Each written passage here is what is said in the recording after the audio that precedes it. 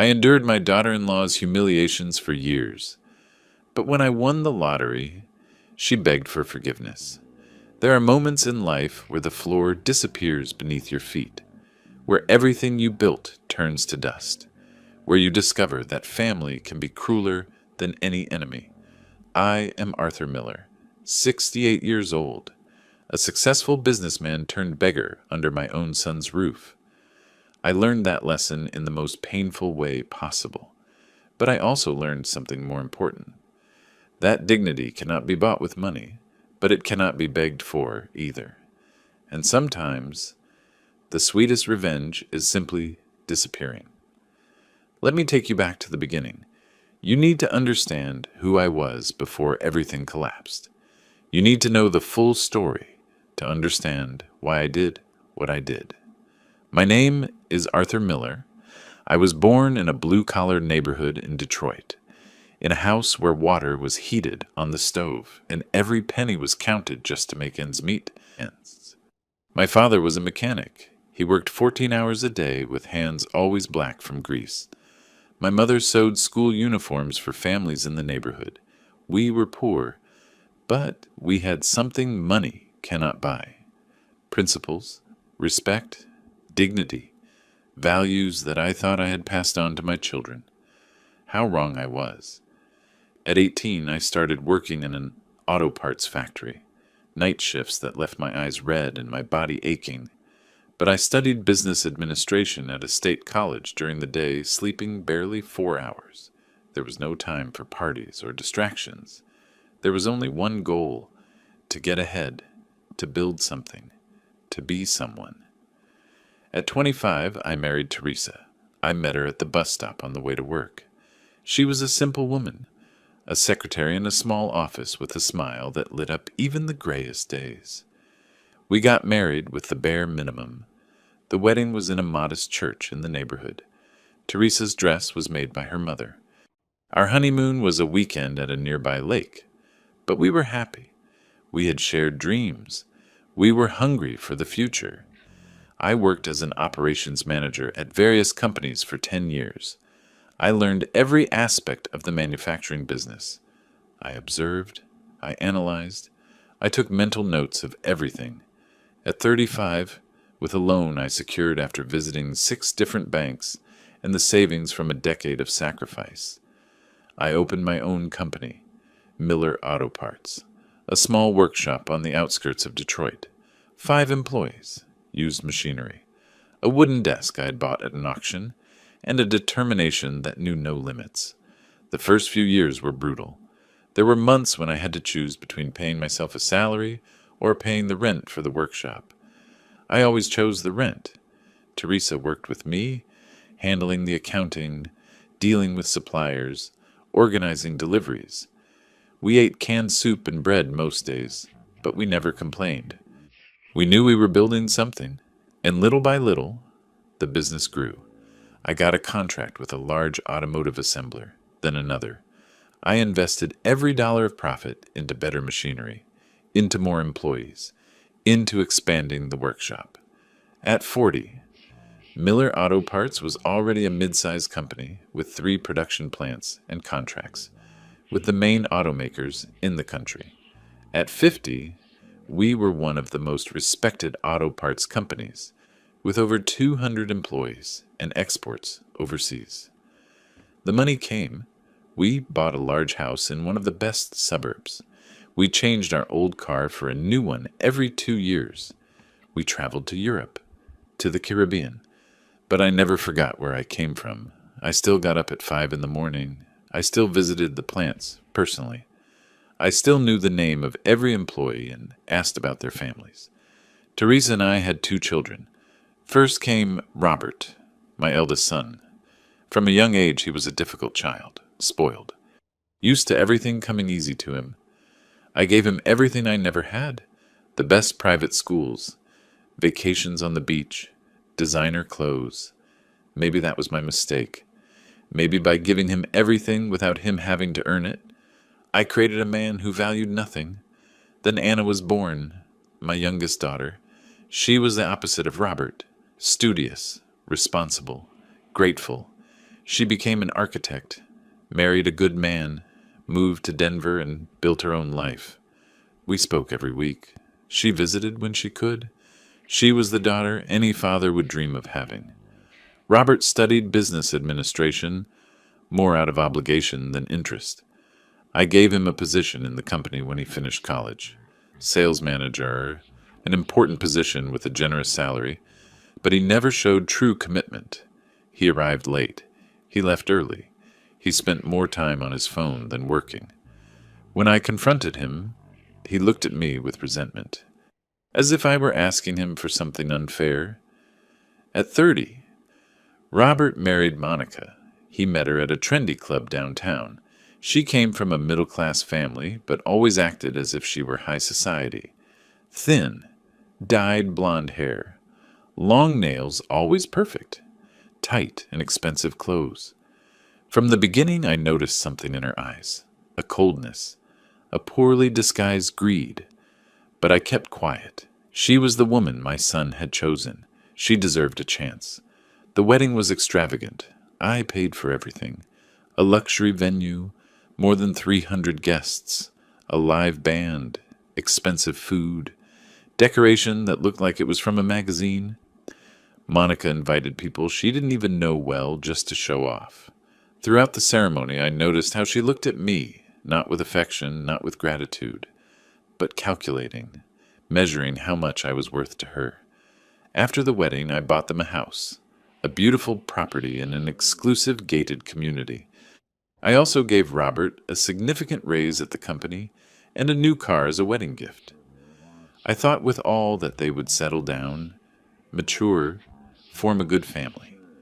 But Monica was never satisfied. She always wanted more. A bigger house, a newer car, more exotic trips, more expensive clothes. And Robert, weak as he was, gave her everything she asked for. They spent more than they earned. I helped them constantly, paying off credit card debts, covering expenses they couldn't handle. Teresa warned me, "Arthur, you are spoiling them. Robert will never grow up if you keep solving all his problems." But I didn't listen. He was my son. What father doesn't want to help his son? Years passed. The company kept growing. I was 65. I was starting to think about retirement, about traveling more with Teresa, about enjoying the fruit of so much work. I had saved well. We had solid investments, properties. The company was worth millions. We were safe, or so I thought. Then Gavin Stevens came into my life, a businessman from New York. Expensive suit, refined manners, convincing words. He sought me out with a proposal that sounded incredible, expanding Miller Auto Parts to South America. He had the contacts, the permits, the connections with automakers in Brazil, Argentina, Chile. I would put up the capital and the experience. We would split the profits 50-50. He presented documents that looked legitimate, contracts with signatures and seals, detailed market studies, financial projections that promised to double my profits in 2 years. I did my research, or at least I thought I did. Everything seemed to be in order. I invested heavily, very heavily. I pulled money from investments, I mortgaged properties, I used the company reserves. In total, I put almost 80% of my net worth into the South American expansion project. Teresa was nervous. It is too much risk, Arthur. What if something goes wrong? But I was sure. I had built an empire from scratch. I knew how to recognize a good opportunity. For 6 months, everything seemed to be going well. Gavin sent progress reports, photos of plants under construction, documents of approved permits. I occasionally visited the operations. Everything looked real, legitimate, and then, from one day to the next, Gavin Stevens disappeared. The phones stopped answering. Emails bounced back. I went personally to investigate. The plants under construction did not exist. The land we had supposedly bought was owned by other people. The permits were forgeries. The contracts with the automakers were fiction. It was all an elaborate scam, and I had fallen for it like an idiot. I lost everything. The investments evaporated. The mortgage properties were seized by the banks. The company, weakened by the loss of capital, started having cash flow problems. Suppliers stopped giving credit. Employees started worrying about their paychecks. I tried to save what I could, but it was like trying to plug a hole in a dam with bare hands. In 6 months, Miller Auto Parts went bankrupt. I had to declare bankruptcy. The creditors took everything: the machinery, the inventory, the plants, the offices. 200 employees lost their jobs. Families that depended on me were left without support. The guilt crushed me like a concrete slab. We also lost the house. The bank foreclosed on the unpaid mortgage. Teresa and I, after 30 years of marriage and 40 years of hard work, were literally left on the street. At our age, 68 and 65 respectively. No house, no company, no savings, no nothing. I called Anna, my daughter. She cried when she heard what had happened. "Dad, you can come to Denver. There is space in our house. It is not big, but—" I interrupted her. Her house was small. She had 2 young children. Her husband earned well, but he wasn't rich. I couldn't burden them with us. Then I called Robert, my son, the heir I had imagined for the company, the man to whom I had given everything. I explained the situation to him. I expected shock, maybe sadness, even anger. But what I heard in his voice was something else, something I couldn't identify immediately. "Sure, Dad," he said after a long silence. "You can stay with us. It is the least I can do." I should have heard the tone. I should have noticed the lack of warmth. But I was desperate. I had no options. Teresa and I arrived at Robert and Monica's house with 2 suitcases. That was all we had left of a lifetime. 2 suitcases with clothes and some personal items. The man who had owned 3 production plants and a 5,000 square foot house now fit into 2 suitcases. Monica opened the door for us. She didn't even smile. She looked us up and down as if we were door-to-door salesmen. "Come in," she said coldly. "Robert is at work." She took us to the smallest room in the house. A double bed barely fit. There was no closet, just a rack in the corner. The window faced the neighbor's wall. The bathroom was down the hall, shared with everyone. "It is the only thing available," Monica said without an ounce of empathy. "I hope you understand that this situation is temporary. We cannot support you indefinitely." Teresa squeezed my hand. I saw tears in her eyes that she was trying to hold back. My wife, who had worked by my side for 40 years, who had sacrificed so much, was now treated like an unwanted burden. "Thank you, Monica," I said, swallowing my pride. "It is temporary. As soon as I get a job." She let out a dry laugh. "Job? Mr. Miller is 68 years old. Who is going to hire a broke old man?" The words hit me like slaps. But she was right. I had tried looking for work for the last few weeks. No one wanted to hire a man my age, especially one whose company had just gone bankrupt in a scam scandal. My reputation was destroyed. That first night in my son's house was the longest of my life. Teresa cried silently beside me in that narrow bed. I stared at the cracked ceiling, listening to Robert and Monica's laughter from the living room. They sounded happy, carefree, as if they didn't have 2 broken old people sleeping in the back room. The next day, the true hell began. Monica had a routine. She got up late. Around 10 in the morning, she ate breakfast watching TV, then went to the gym or to see her friends. She returned in the afternoon and locked herself in her room. Robert arrived from work around 7. They ate dinner together in the dining room. Teresa and I ate afterward, with the leftovers. It wasn't something Monica said explicitly. She simply served 2 plates. She set out food for 2, and when they finished, they left us what remained, as if we were pets waiting for crumbs. The first time Teresa tried to cook for everyone as a gesture of gratitude. Monica walked into the kitchen with a furious face. "What are you doing?" she asked in a sharp tone. "I am preparing dinner for everyone," Teresa replied kindly. "I thought I could help with—" "This is my kitchen," Monica interrupted her. "I don't need an old woman putting her hands on my things. It is enough having you here without you also ruining my space." Teresa left the kitchen with a red face, not from shame, from humiliation. My wife, who had raised 2 children, who had managed a large house for decades, was now treated like an intruder in her daughter-in-law's kitchen. But that was just the beginning. Monica started making comments, small, poisonous, said with a smile, but designed to hurt. "Oh, mother-in-law, do you still wear that kind of clothes? It is very out of style. Sure, I understand you don't have money to buy new things anymore. Mr. Miller, could you not leave your shoes there? This house has cleaning standards. It is not like, well, never mind. What a shame you lost everything. Right, Robert tells me you were rich. It must be hard getting used to living like this. Like, poor people." Every comment was a small stab, and Robert, my son, never said anything. When Monica spoke like that, he just smiled uncomfortably and changed the subject. Or worse, sometimes he laughed, as if the humiliations of his parents were entertaining. One night, Teresa offered to wash the dishes after dinner. Monica let her.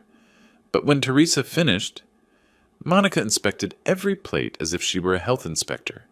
"Oh, mother-in-law, this plate still has grease, and this glass has spots. Don't you know how to wash dishes?" "Well, I suppose when you had money, other people did these things for you." Teresa washed everything again. Her hands were trembling. She was 75 years old, arthritis in her hands.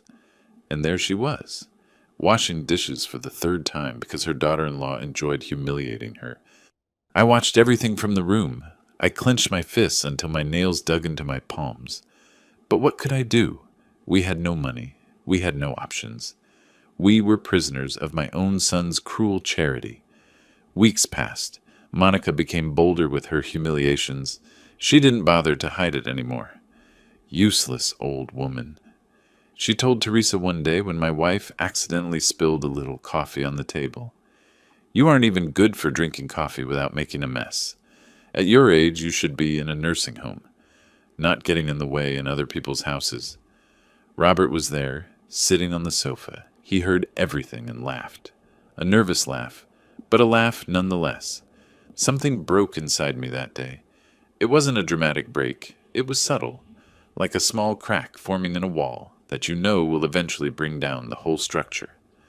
At night, Teresa and I lay in that small bed and listened to Robert and Monica laughing on the other side of the wall. Sometimes we heard snippets of conversations. "How much longer are they going to stay?" Monica asked. "I don't know," Robert replied. "They have nowhere to go. It is unbearable, Robert. Your mother makes me nervous with her martyr face, and your father, walking around the house like a ghost. It depresses me seeing them." "I know, honey, but what do you want me to do?" "They are my parents. Well, find them a place. A cheap nursing home. Something. But they can't stay here forever. This isn't a hotel for failed old people." Failed. That word echoed in my head for hours. I, who had built a company from scratch, who had given employment to 200 families, who had raised my son in a big house and paid for the best education. Now I was a failure in my daughter-in-law's mouth, and my son didn't contradict her. Teresa cried every night, silently, so Robert and Monica wouldn't hear her, but I felt her shaking beside me. Once she whispered to me, "Arthur, did we do something wrong? Do we deserve this?" I didn't know how to answer, because I was asking myself the same question. Days turned into weeks, weeks into months. I tried looking for work, but it was useless. My age, my ruined reputation, the lack of current references. No one called me back. Teresa tried to help around the house, but every effort was met with contempt. One afternoon, Monica organized a gathering with her friends in the living room. Teresa was in the room. I had gone out for a walk, trying to escape the toxic atmosphere of that house, even for an hour. When I returned, I heard voices from the living room. "Are those your in-laws?" asked one of Monica's friends. "Yes," Monica replied with a dramatic sigh. "A tragedy. They were rich, you know. But the old man let himself get scammed like an idiot. He lost everything. Now they live with us. It is a huge burden. Oh, poor you. It must be horrible having to support them. You can't even imagine. The old woman always walks around with a sad face, as if it were my fault they are poor. And him, the formerly proud Mr. Miller, now isn't even good for paying for his own food. It is pathetic, honestly." The laughter that followed went through me like knives. I stood in the hallway, invisible to them, listening to how my daughter-in-law turned my pain into entertainment for her friends. I went into the room. Teresa was sitting on the bed, looking out the window. She looked so small, so fragile. This woman who had been my rock for 40 years now seemed made of glass, about to break. I sat beside her. I took her hand. "Teresa," I said softly, "we are going to get out of this, I promise you. I don't know how, but we are going to regain our dignity." She looked at me with tired eyes. "Arthur, we are 68 years old. There's no way out. This is our end. Living on the cruel charity of a son who doesn't love us and a daughter-in-law who despises us. No," I said with a firmness I didn't feel. "This is not our end. It cannot be." But deep down, I didn't know if I believed it either. That night, while everyone slept, I went out to the small backyard of the house. The sky was clear. The stars shone with a cruel indifference. I remembered when I had my own house, the big yard where Teresa grew roses, the family dinners where Robert was still a boy who hugged me and said, "I love you, Dad." When had everything broken? At what moment had money become the only thing that mattered? At what moment had my son decided that his father was only worth what he could give him? I pulled an old crumpled piece of paper from my pocket. It was a lottery ticket I had bought months ago before everything collapsed. I had kept it out of habit, without thinking to check it. The drawing had passed weeks ago. I probably hadn't won anything. But in that moment of absolute despair, I thought, why not check? I took out my phone. I looked up the winning numbers from that date and started comparing. First number matched, second number matched, third number matched. My heart started racing. Fourth number matched, fifth number matched, sixth number matched. I froze. I looked at the ticket. I looked at the phone screen. I checked again. It couldn't be. It was impossible. But there it was, all 6 numbers. Perfect match. I had won the jackpot. I stood in that backyard for I don't know how long. The ticket trembled in my hands. The numbers on my phone screen shone like stars mocking me. I checked one more time, then another and another. It wasn't a mistake. It wasn't a hallucination of a desperate old man. It was real. I had won $10 million. $10 million. The exact amount appeared when I searched for the drawing details. A single winner. Me. The failed old man sleeping in the smallest room of his son's house. The man his daughter-in-law called useless and pathetic. That man had just become a millionaire again. My first instinct was to scream, to run and wake Teresa, to tell her the news, but something stopped me. A cold and calculating voice in my head that I didn't immediately recognize as mine. A voice that said, "Wait. Think. Do not waste this opportunity." I put the ticket in the deepest pocket of my pants. I turned off the phone. I took a deep breath, and I made a decision that would change everything. I wasn't going to say anything. To anyone. Not even to Teresa. Not yet. I went back to the room in silence. Teresa slept restlessly, tossing and turning in that uncomfortable bed. I lay down beside her, but I couldn't sleep. My mind was working at 1,000 miles per hour, planning, calculating, imagining. Monica wanted us to feel small. She wanted to humiliate us. She enjoyed every moment of our suffering. Robert, my own son, allowed it all. Sometimes he seemed to enjoy it too. They had turned our stay in their house into a cruel spectacle of power. Well then, if they wanted to play, we would play. But this time I would hold all the cards. The next morning I got up early, as always. Monica was still sleeping. Robert had already gone to work. Teresa was making coffee silently in the kitchen, moving like a ghost so as not to disturb anyone. "Good morning," I told her, kissing her on the cheek. She looked at me surprised. I hadn't kissed her like that in weeks. She hadn't seen hope in my eyes in weeks. "Are you okay, Arthur?" "Yes," I replied with a small smile. "I'm going out for a while today. I have some errands to run." "Errands? What kind of errands?" "Just some pending paperwork. I will be back in the afternoon." Teresa nodded, confused but without asking more questions. I left the house feeling different. For the first time in months, I walked with my back straight, with purpose. I took a bus to downtown Detroit. The lottery ticket was tucked in my wallet, inside a plastic bag to protect it. Every time I touched my pocket to make sure it was still there, I felt a rush of adrenaline. I arrived at the lottery commission offices at 9 in the morning. The building was imposing. I walked in with a firm step. A young receptionist attended me. "Good morning. How can I help you?" "I am here to claim a prize," I said, taking out the ticket. She checked it with a routine look that quickly transformed into shock.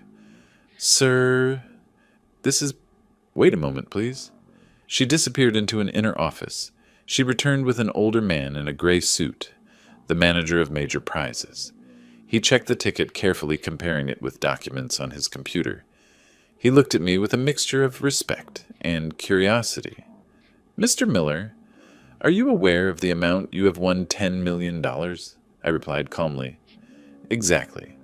This is a jackpot. We will need to verify some data. Do the validation process.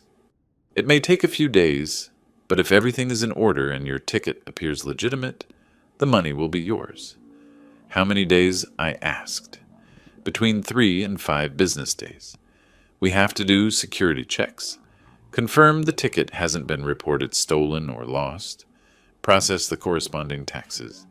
It is standard procedure." I nodded. "I understand. Is there any way to keep this confidential? I don't want publicity." The manager smiled with understanding. "Many winners prefer anonymity. We can arrange that. Sign these confidentiality documents here. Your name will not appear in any public release. I spent the next 3 hours filling out forms, providing our identification, answering questions. The whole time. A part of me couldn't believe this was real, that after months of humiliation and hopelessness, the universe was giving me a second chance. Finally, the manager shook my hand. "Mr. Miller, we will call you in 4 days. You can come to collect your prize then? I recommend you think well about what you will do with the money. Consider speaking with a financial advisor. Many people who win big prizes end up losing everything due to bad decisions." "Don't worry," I told him. "I already lost a fortune once. I won't make the same mistakes again." I left the lottery offices feeling like I was floating. 4 days. In 4 days I would have the money, but those 4 days would be the hardest of my life. I would have to keep acting like the defeated old man. I would have to endure Monica's humiliations. I would have to see my son looking at us with poorly disguised pity. But this time it would be different, because I knew something they didn't know. I had a secret that would change everything. I returned to Robert's house near noon. Monica was in the living room watching TV, eating chocolates from an expensive box. She didn't even look at me when I entered. Teresa was in our room sewing a button on one of my old shirts. "How did it go?" she asked me. "Fine," I replied. I wanted to tell her. I wanted to hug her and tell her everything was going to be okay, that in 4 days we would be free. But I held back, not out of mistrust towards Teresa, but because I knew she couldn't act. She was too transparent. Monica would notice immediately if something changed in her behavior. That afternoon, Monica was in a particularly bad mood. Her credit card had been declined at a store, and she was furious with Robert for not giving her enough money. She was looking for someone to take it out on. Teresa was in the kitchen when Monica entered like a tornado. "What are you doing here?" she asked aggressively. "I am just getting a glass of water," Teresa replied with a soft voice. "You are always in my way. You know what I am tired. I want you and your useless husband to get out of my house. We have been supporting you for almost 3 months. I can't take it anymore." I entered the kitchen, hearing the commotion. "Monica, please, don't talk to me," she screamed at me. "You had a company. You had money and you lost it all for being stupid, for being too trusting, and now you expect us to support you, as if we were a charity nursing home." Teresa started to cry. I clenched my fists. 4 days. I just had to hold on for 4 more days. "Find another place to stay," Monica continued. "I already spoke to Robert. Do you agree we are giving you 2 weeks to leave? If in 2 weeks you are still here, I will call the police and have you removed as intruders." "Monica, we are your in-laws," Teresa started. "I don't care. This is my house and I don't want you here anymore. Period." Monica left the kitchen, leaving a heavy silence. Teresa collapsed in a chair, sobbing. I knelt beside her, hugging her. "Teresa," I whispered in her ear, "trust me. Just a little longer. I promise you everything is going to change." She looked at me with red eyes. "How, Arthur?" "How is it going to change?" I couldn't answer. I just hugged her tighter. That night, Robert arrived from work. He had dinner with Monica in the dining room. We ate afterward, as always, the cold leftovers. When I finished, I approached Robert. I needed to confirm if he really agreed with kicking us out. "Son," I said softly, "Monica says you want us to leave." Robert didn't even look me in the eye. "Dad, you have been here a long time. Monica is stressed. We need our space." "Our space?" "Robert, we are your parents. I know, but I can't support you forever. You have to resolve your situation. Find a small apartment, something you can pay for with, I don't know, with a pension or something." "We don't have a pension. We don't have anything." "Well, then look for government help. Senior citizen programs. What do I know, but you can't stay here anymore." He looked at me finally, and in his eyes I didn't see guilt. I didn't see sadness. I saw annoyance. As if we were a problem he wanted to solve and forget. "It is okay," I said with a calm that surprised even me. "We will leave in 2 weeks." Robert felt relieved. "Thanks for understanding, Dad." I went back to the room. Teresa was lying down staring at the ceiling. "What did he say, that we have to leave in 2 weeks?" She closed her eyes. New tears rolled down her cheeks. "We have nowhere to go, Arthur. We literally have nothing." "Not yet," I said, in a voice so low she barely heard me. "But soon." The next 3 days were torturous. Monica, knowing we would be leaving soon, became even crueler, as if she wanted to squeeze out the last drop of humiliation before we left. "Useless old woman. Pick up your plate. Who do you think you are that you have servants? Mr. Miller, your shoes smell horrible. Can't you at least maintain basic hygiene?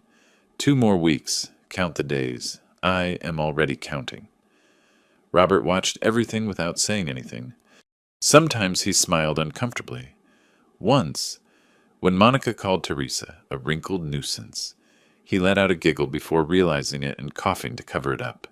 Every insult, every humiliation, I stored in my memory, not with pain, but with the cold determination of someone who knows he will soon have his moment. Finally. The 4th day arrived. I got up at 5 in the morning. Teresa was still sleeping. I left a note on the pillow. Left early, back in the afternoon. Don't worry. I took a taxi straight to the lottery offices. I arrived before they opened. I waited at the entrance like a child waiting for a toy store to open. At 9 o'clock sharp, the doors opened. The same manager from 4 days ago received me with a professional smile. "Mr. Miller," punctual as a clock, "everything is in order. Your prize has been verified. It passed all security validations. The money is ready to be transferred." He took me to a private office. There he explained the options. I could receive the money in a lump sum minus taxes or in annual payments over 20 years. I chose the total sum. I wasn't going to wait 20 years. I needed the money now. After taxes, I had about $6.5 million left. It wasn't the original 10, but it was more than enough. Much more than enough. How do you wish to receive the money? The manager asked. Wire transfer to a new account, I replied. I don't want it going to any of my old accounts. The manager nodded. He helped me open a new account at a different bank than the one I had used all my life. An account no one knew about.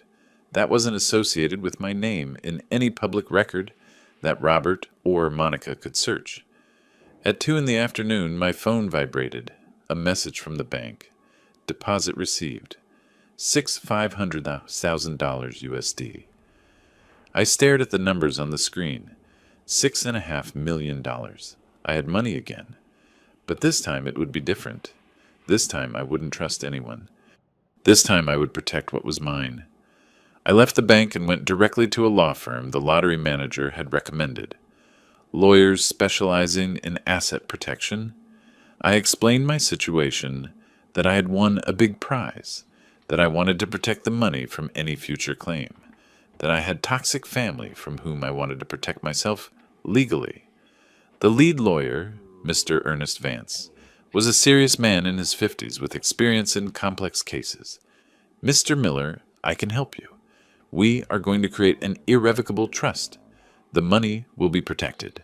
No one will be able to claim it, not even in case of lawsuits. How long does it take? With the urgency of your case, we can have it ready in a week. I don't have a week. I need it ready in 3 days. Mr. Vance looked at me with curiosity. That is very rushed. But if you pay the rush fee, I can have the team working day and night. It will be ready. Do it, I said without hesitation, and I need something else. I need a furnished apartment, something modest but dignified, and 2 plane tickets to anywhere outside the country. For the day after tomorrow. Mr. Vance smiled slightly. He had seen these types of cases before, people escaping toxic situations. I know someone in real estate who can help with the apartment, and the tickets I can arrange myself. Do you have a preference for destination? I thought for a moment. Far.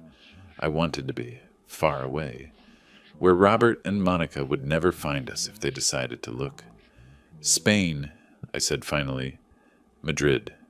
Perfect. I will have it all ready for tomorrow night. I left the firm feeling like a military strategist. Every piece was moving into place. The money was protected. The escape was planned. Only the farewell was missing. That night, I returned to Robert's house. Monica was in the living room with a friend, drinking wine and laughing loudly. She didn't even notice when I walked in. Teresa was in the room, packing our few belongings into the 2 suitcases. Where did you go? She asked worriedly. You were gone all day. Teresa, I said, closing the room door, I need you to trust me. Tomorrow night, everything will change. But until then, don't ask anything. Can you do that for me? She looked at me confused. Arthur, you're scaring me. Don't be afraid. For the first time in months, you don't have to be afraid. Just trust me one more day. Teresa nodded slowly. She knew me well enough to know that when I spoke like that, I meant it.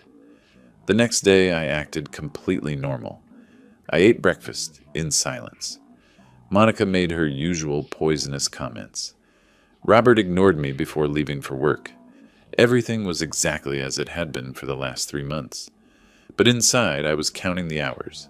At 3 in the afternoon, I received a text from Mr. Vance. All ready. Trust signed. Apartment rented. Tickets bought. Come pick up documents. I left the house saying I was going to look for work. Monica didn't even look up from her phone. I went to the firm.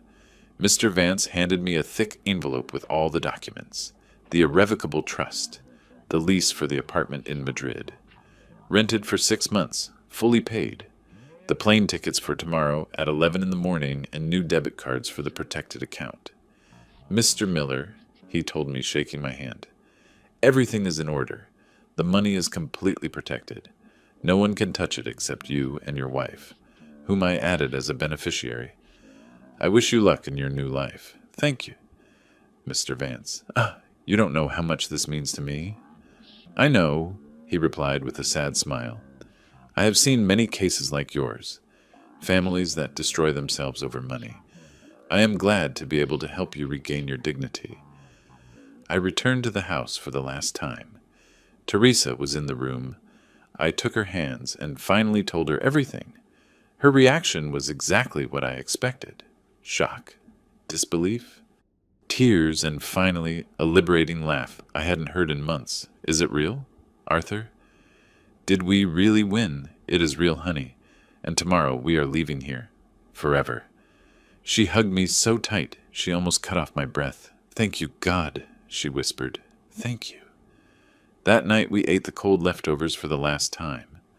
Monica made a particularly cruel comment about Teresa's old clothes. Robert laughed, and I looked at both of them with absolute calm, knowing it was the last time I would have to endure this. After dinner, when everyone was sleeping, I prepared the note. I had written and rewritten it mentally for days. It had to be perfect, neither too explanatory nor too vague, with the exact amount of poison to hurt. I left it on the dining table. Next to it, I put the keys to the room where we had slept for 3 months of hell, and beside that, a single penny, the perfect symbol of what my family had reduced me to in their eyes. The note read, "Thank you for reminding me what dignity is worth. Thank you for teaching me that blood does not guarantee love. Thank you for showing me who you really are. I am leaving with Teresa to start over. Do not look for us. You will not find us. And know this, I had the opportunity to share my new fortune with you. But I prefer giving it to grateful strangers than to cruel family. The penny I left is more than you deserve. Arthur." At 6 in the morning, Teresa and I left that house with our 2 suitcases. A taxi was waiting outside. Monica and Robert were still sleeping. There were no goodbyes. There was no last look, just silence and freedom. In the taxi, on the way to the airport, Teresa squeezed my hand. "Do you think they will read the note?" "They will read it," I replied, "and when they read it, they will know exactly what they lost." Detroit International Airport was starting to fill up with morning travelers. Teresa and I walked through the bright corridors with our 2 suitcases. It was strange. 3 months ago, those same suitcases represented all we had left of a lifetime. Now they represented something different, the freedom to start over, without carrying the weight of the past. We checked our luggage. The airline employee smiled at us with professional kindness. "Pleasure trip?" she asked as she processed our tickets. "Something like that," I replied. "A new beginning." Teresa squeezed my hand. Her eyes were bright, not with sad tears, but with excitement. For the first time in months, I saw her smile genuinely, a smile that reached her eyes. We went through security. We bought coffee at one of the airport shops. We sat in the waiting area watching planes take off through the window. Everything felt surreal, as if we were living someone else's dream. "Arthur," Teresa said softly, "did it really happen? Or am I going to wake up in that horrible room and discover it was all a fantasy?" "It happened," I assured her. "It is real. Look." I showed her my phone with the bank app. The 6.5 million were still there. Real, tangible. Ours. She put a hand to her mouth. "I still can't believe it. After everything we went through." "It is over," I told her, hugging her. "All that hell is over." Our flight left at 11 o'clock sharp. When the plane took off and Detroit began to look smaller and smaller below, I felt something I hadn't felt in a long time. Peace. The city where I was born, where I had built my life, where I had raised my children, was moving away, and with it, all the pain. The flight to Madrid, with a layover in New York, lasted almost 15 hours. Teresa slept most of the time leaning on my shoulder. I looked out the window, thinking, planning, imagining our new life. I knew Robert and Monica would have already found the note. It was almost 2 in the afternoon in Detroit. Monica always got up around 10. She would have gone to the kitchen for breakfast.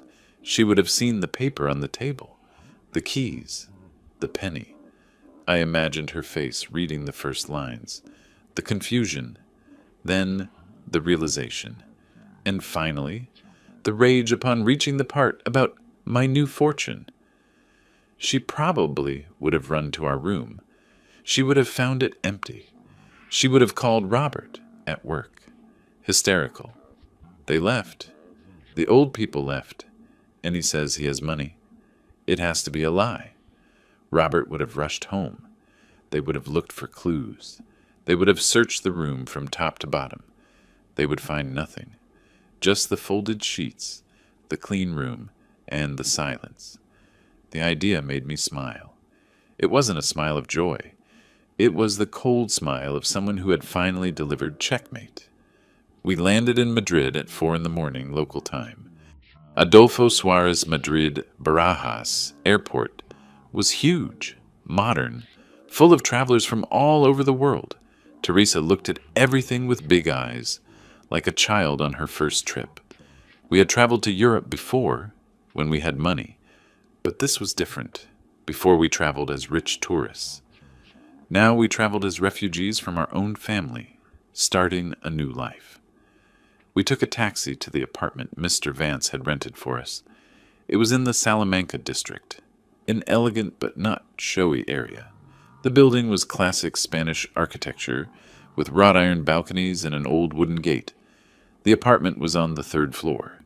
2 bedrooms, spacious living room, modern kitchen, a small balcony overlooking a tree-lined street. It was fully furnished, simple but comfortable, dignified. Teresa entered and stood in the center of the living room. She started to cry, but this time they weren't tears of pain. They were tears of relief, of liberation. "No one is going to humiliate us here," she whispered. "No one is going to call us nuisances." I hugged her. We stayed like that for a long time, standing in the middle of our new home, in a strange city, thousands of miles from everything we had known, and for the first time in months, we felt at home. The first days in Madrid were about adaptation. We registered our documents at the U.S. Embassy. We opened local bank accounts. We bought new clothes, something we hadn't done in almost a year. Teresa bought 3 beautiful dresses that made her look 10 years younger. I bought simple but well-made suits. We walked through Retiro Park every morning. We had churros with chocolate for breakfast in small cafes.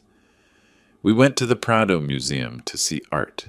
Teresa, who had always wanted to study art history but never had time, spent hours looking at the paintings of Velázquez and Goya.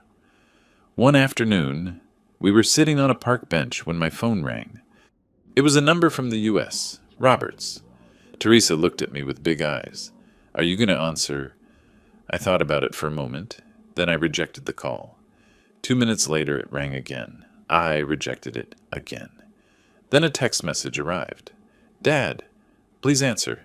We need to talk." Then another. "I don't understand why you left like that. Monica is very upset." And another one.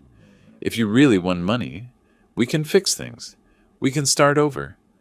I read the messages aloud to Teresa. She shook her head. "Now they want to fix things. When we were poor, we were worth nothing. Now that they know you have money, suddenly we are important." She was right. I blocked Robert's number. Then I blocked Monica's too, anticipating she would try to call. But the calls continued, from unknown numbers, from Robert's friends' phones, once even from the number of Anna, my daughter. That call I did answer. "Dad!" Anna's voice sounded worried. "Where are you? Robert called me saying you disappeared, that you left a strange note. Are you okay?" "We are perfectly fine, sweetheart," I told her calmly. "In fact, we are better than ever." "But where are you? Robert says that—" "Monica says you won the lottery. Is it true?" "Robert asked you to call me to ask that." There was an uncomfortable silence. "He is worried about you." "Anna, your brother is not worried about us. He is worried about the money. We spent 3 months living in his house. 3 months where his wife humiliated us every day. 3 months where he treated us like nuisances. You never saw it because you were in Denver. But believe me, it was hell. Dad, I didn't know. Robert never told me. Of course he didn't tell you, because he knew it was wrong. But he allowed it. He enjoyed it even. And now that he knows I have money again, suddenly he wants to fix things. Anna went silent. Then she sighed. What do you want me to tell him? Tell him your mother and I are fine, that we are in a safe place, that we are happy, and that we don't need anything from him, neither his money nor his fake concern. And me? Can I know where you are? I thought about it. Anna had never treated us badly. She had never asked for money she couldn't pay back. She was a good daughter, but she was also Robert's sister, and I knew he would pressure her for information. Not yet, sweetheart. When we are fully settled, we will let you know. But for now, we need time. We need to heal. I understand, she said with a sad voice. I love you, Dad. You and Mom. I hope you know that. We know, and we love you too. I hung up. Teresa looked at me with approval. You did good. Anna's different. But it isn't time yet.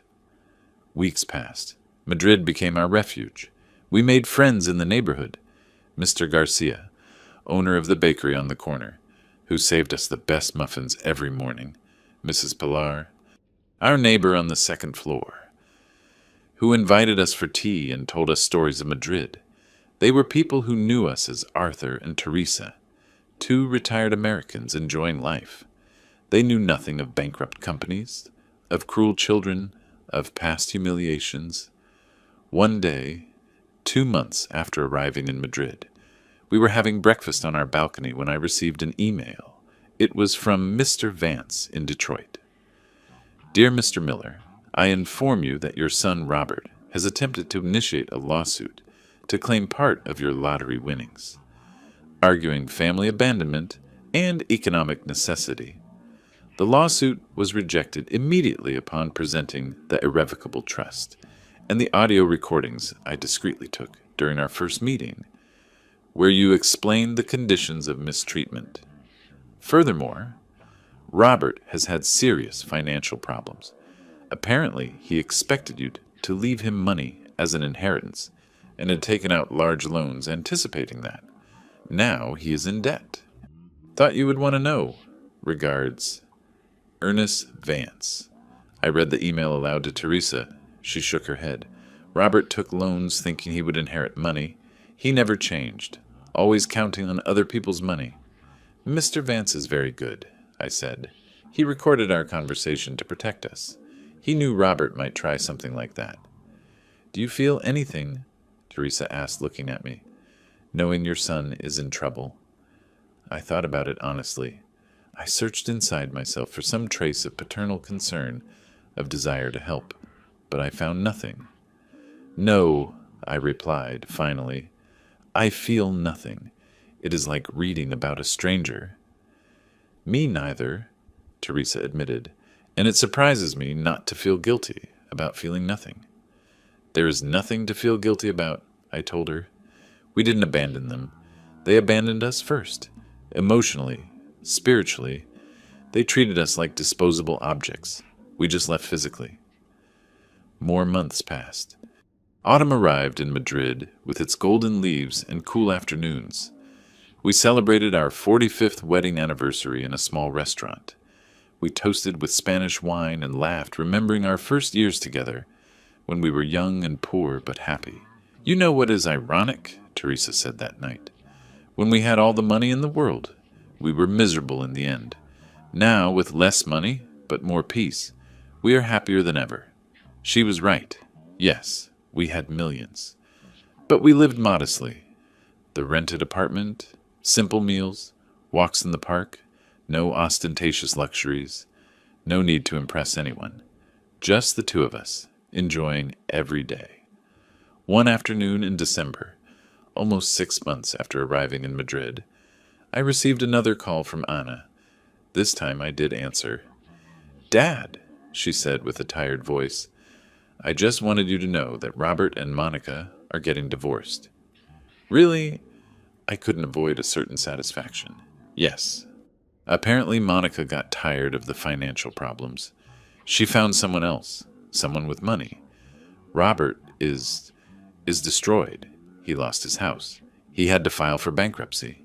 He is living in a small apartment, alone. She waited for my reaction. Maybe she expected me to say we would return to help him. That blood was more important than pride. But I had learned something in these months. Family is not defined by blood. It is defined by respect, by genuine love, by loyalty. Anna, I said softly, I'm sorry your brother is going through that, but it is not my responsibility to save him. He made his decisions. Now he has to live with the consequences. I know, she sighed. I just thought you would want to know. Dad, can I ask you something? Of course. Are you happy? The question took me by surprise. Yes, sweetheart. Your mother and I are very happy. I'm glad, she said, and sounded genuine. That is all I wanted to know. I love you. And when you are ready, I would love to visit you, wherever you are. Soon, I promised. Soon we will tell you where we are, and we would love for you to come with your family. After hanging up, Teresa asked me, will you tell her where we are? Eventually. Anna deserves it, but not yet. We still need more time just for us. Christmas passed, New Year's passed, Madrid filled with lights and celebrations. Teresa and I walked down the main avenue, seeing the decorated windows. We ate grapes at midnight in the main square, surrounded by thousands of strangers who became our temporary family, for a night. In January, a year after losing everything, I sat on the balcony of our apartment in Madrid, with a cup of coffee. The morning sun warmed my face. Below, the city woke up with its usual sounds: cars, conversations, the bell of a nearby church. Teresa came out to the balcony and sat beside me. What are you thinking about? That life is strange, I replied. A year ago, we were sleeping in the smallest room of Robert's house, listening to his wife call us nuisances. Today we are here, free, in peace, happy. Do you miss home? She asked. I miss what it represented. My years of youth, the time when I was building the company, the first years of our marriage. But I don't miss what it became in the end. I don't miss the betrayal. Teresa nodded. Me neither.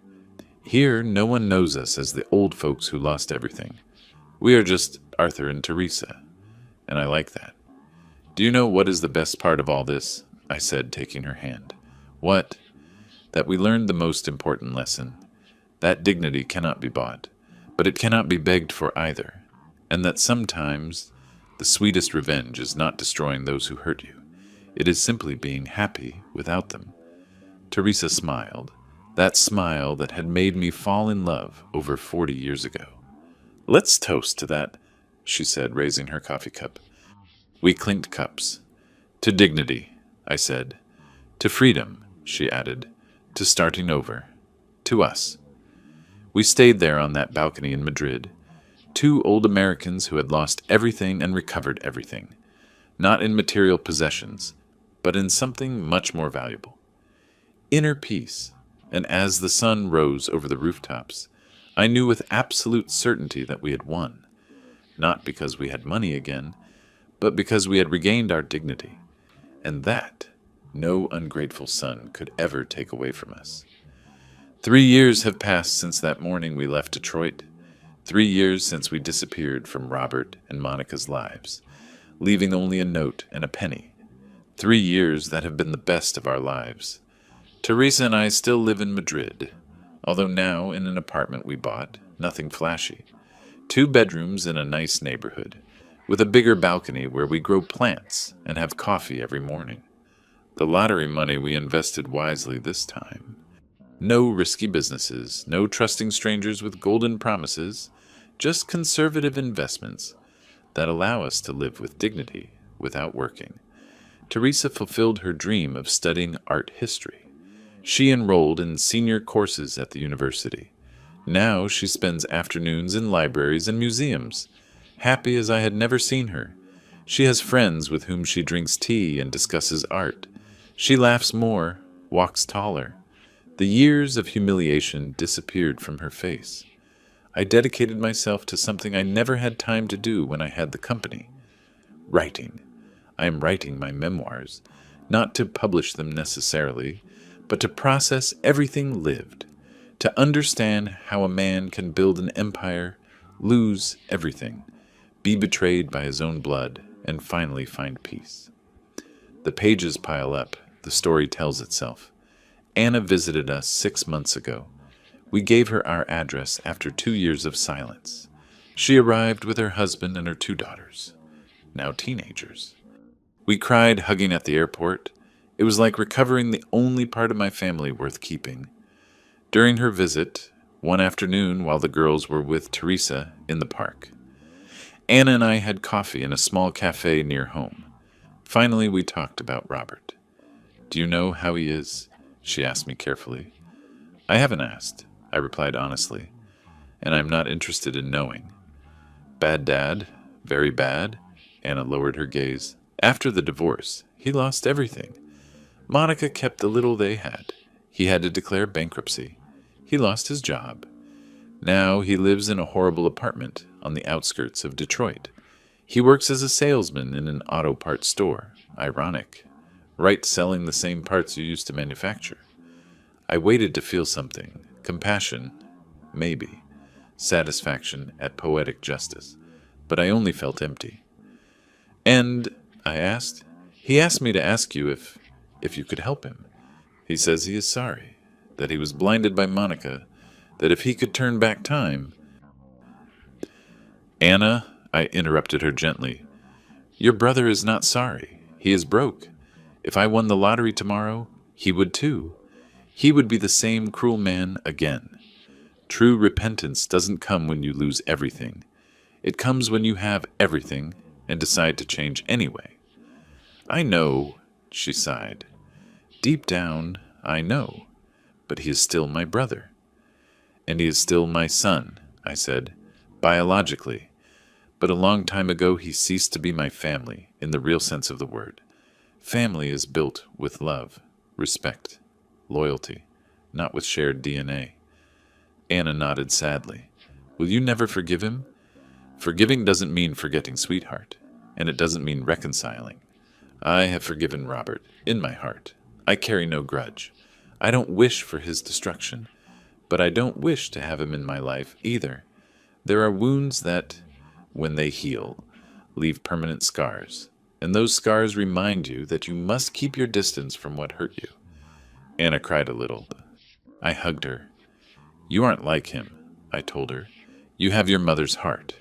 That is why you are here. That is why we want you in our lives." Before leaving, Anna gave me a letter. "Robert asked me to give you this. You don't have to read it if you don't want to, but he asked me to at least deliver it." The letter sat on my desk for a week, looking at me, waiting. Finally, one night when Teresa was sleeping, I opened it. The handwriting was Robert's, less elegant than before, shaky even. "Dad, I know I don't deserve your forgiveness. I know what Monica and I did to you was unforgivable. When I think about those months where you lived in my house, where I treated you like a nuisance, where I allowed her to humiliate you and Mom, I want to throw up. I have no excuses. I could blame Monica, but it would be a lie. I participated. I laughed. I enjoyed feeling superior to the man who gave me everything. I was resentful of you, Dad. I always was. Resentful because I was never as good as you. Because you gave me everything. But I knew it was because you had worked for it, and I hadn't. Resentful because every time you looked at me, I saw disappointment in your eyes. When you lost everything, a dark part of me was happy. Finally, you were vulnerable. Finally, you were down, where I had always felt compared to you. But now I understand. You weren't up there because of the money. You were up there because of your character, because of your dignity, because of your ability to get up every time you fell. I don't have that strength. I lost everything, and I crumbled. I don't know how to get up. I still don't know. I am not asking for money. I am not asking you to come back. I just ask you to know that I regret every moment of pain I caused you, and that if I could change anything, I would change having become the man who disappointed the best father anyone could have. I'm sorry, Dad. I'm very sorry. Robert. I read the letter twice. Then I folded it carefully and put it in a drawer of my desk. I didn't tear it up. I didn't throw it away. But I didn't answer either, because some apologies come too late. Not because forgiveness is impossible, but because the damage was so deep that rebuilding is simply something you no longer want to do. Teresa found me at the desk, staring into space. "Did you read it?" she asked. "Yes." And nothing. He's sorry, maybe genuinely, but that changes nothing. Teresa sat beside me. "You know what is sad, that Robert could have had all this." She pointed to our cozy apartment, our quiet lives. "He could have been part of our new life. He could have grown old with us, shared these experiences, but he chose money over love, and when the money was gone, he was left alone. That was his choice," I said, "and now he has to live with it." Months kept passing. We celebrated our 48th wedding anniversary. Anna visited us again, this time with better news. She was pregnant with her third child. We would be grandparents again, but this time of a grandchild we would meet with love, not obligation. One spring afternoon, Teresa and I were in the park feeding the ducks when my phone rang. It was a number I didn't recognize. Normally I ignored them, but something made me answer. "Mr. Arthur Miller?" asked a formal voice. "Yes." "Who is this?" "I am the public notary, calling from Detroit. I'm sorry to inform you that your son, Robert Miller, passed away 3 days ago." The world stopped. Teresa looked at me with alarm, seeing my expression. "How?" was all I could say. "A heart attack. Apparently he had developed heart problems due to stress and didn't get proper care. They found him in his apartment. His sister Anna gave me your number. She is arranging funeral matters." I hung up slowly. Teresa took my hand. "What happened?" "Robert died," I said. The words sounded unreal. Teresa gasped. We sat on a park bench in silence for a long time. The ducks kept swimming. People kept walking. The world kept turning. But something fundamental had changed. My son had died, and I hadn't been there. "Do you want to go to the funeral?" Teresa asked softly.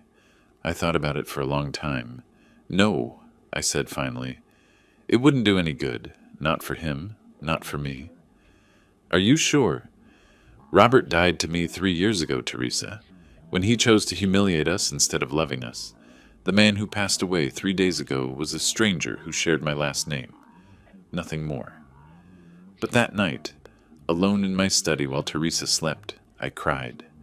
Not for the Robert of the last few years, but for the boy he had been, for the baby I held in my arms the night he was born, for the 6-year-old boy who hugged me and said, "When I grow up, I want to be like you, Dad," for the teenager who still asked for advice before money corrupted him. I cried for the son I could have had if I had been a better father, if I had found the right balance between giving him everything and teaching him to value it. I cried for the conversations we would never have, for the forgiveness I would never offer face to face. But when I finished crying, I dried my tears, and I moved on. Because that is what you do when you have lived so much. You learn that life goes on. That pain is temporary. That guilt is useless. Anna called me after the funeral. "It was very small, Dad," she told me with a broken voice. "Almost no one went. Some co-workers. Me and my family. Monica didn't even show up." "That was the ending he built," I said softly. "Not with malice, but with his choices." "Do you regret anything?" she asked. There was pain in her voice, maybe even a touch of accusation. "I regret many things, sweetheart. Giving him so much without teaching him to earn it. Not being tougher when I should have been. Not showing him that character is worth more than money. But I don't regret leaving when I did. because those last 3 years with your mother have been the happiest of my life. And if I had stayed, Robert would have destroyed us all." Anna didn't answer for a long moment. Then she whispered, "I love you, Dad, and I understand why you did what you did." "I love you too, sweetheart." Today, as I write this in my study in Madrid, I am 71 years old. Teresa is 74. We are old, yes, but we are happy old people, dignified, free. Sometimes I think about that night 4 years ago, when I checked the lottery ticket in Robert's backyard, that moment that changed everything. And I wonder, what would have happened if I hadn't won? Would we have found another way to escape, or would we have died slowly in that small room? Crushed by humiliation, I don't know. And it doesn't matter anymore because we won, and we used that money not just to survive, but to recover the most important thing, our dignity. People sometimes ask me if I hate Robert, if I carry a grudge, and my answer is always the same. No, I don't hate him. I don't even blame him completely. He was a product of my mistakes as a father as much as his own choices. But I don't miss him either, because the son I loved died long before his heart stopped beating. He died the day he chose cruelty over compassion, the day he decided that money was worth more than love. Teresa enters my study with 2 cups of tea. "Still writing?" she asks with a smile. "Almost finished," I reply. "Is it therapeutic?" "Very." She sits beside me. We look out the window together. The sun sets over Madrid, painting the sky orange and purple. It is beautiful, simple, perfect. "You know what I learned from all this," I tell her. "What?" "That life takes from you and gives to you. It breaks you and rebuilds you. It destroys you and resurrects you. And in the end, the only thing that really matters is not how much money you had or lost. It is who you lived it with and how you kept your dignity in the process." Teresa rests her head on my shoulder. "You were very brave, Arthur, for leaving, for starting over, for not giving up." "I wasn't brave," I correct. "I was just tired of being humiliated. Sometimes bravery is just tiredness in disguise." We laugh.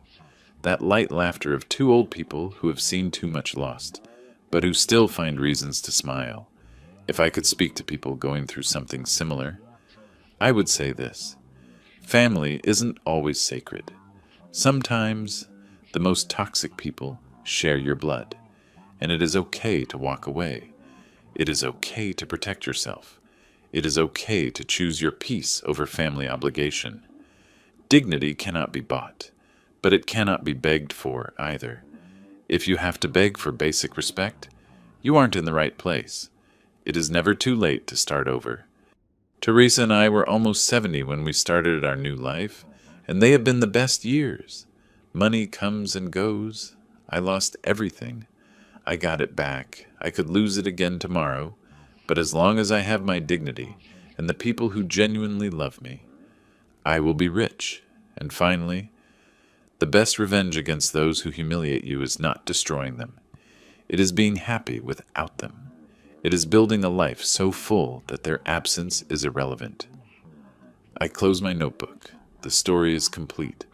I won't publish it. I don't need the world to know what we went through. But I wrote it, and by writing it, I close that chapter forever. Teresa and I go out for a walk. It is our routine every night. We walk through the streets of Madrid holding hands. 2 old Americans who found their home thousands of miles from where they were born. We pass a lottery shop. Teresa points to the sign. "Do you want to buy a ticket?" I laugh. "No, I already had my stroke of luck. I don't need another." "What if you won again?" "Then I would donate it all, because I already have everything I need." She smiles, that smile that made me fall in love over 40 years ago, and we walk home, towards our small apartment, towards our simple and perfect life. Because in the end, you don't need millions to be rich. You just need dignity, love, and the courage to walk away from those who value neither. Thank you for listening to this story. If you can take anything from it, let it be this. Never let anyone, not even family, take away your dignity. And remember that, always, always, you can start over. No, it doesn't matter the age. It doesn't matter how much you have lost. As long as you breathe, you have the opportunity to build something better. I wish you peace. I wish you dignity. And I wish you the courage to know when it's time to leave. God bless you.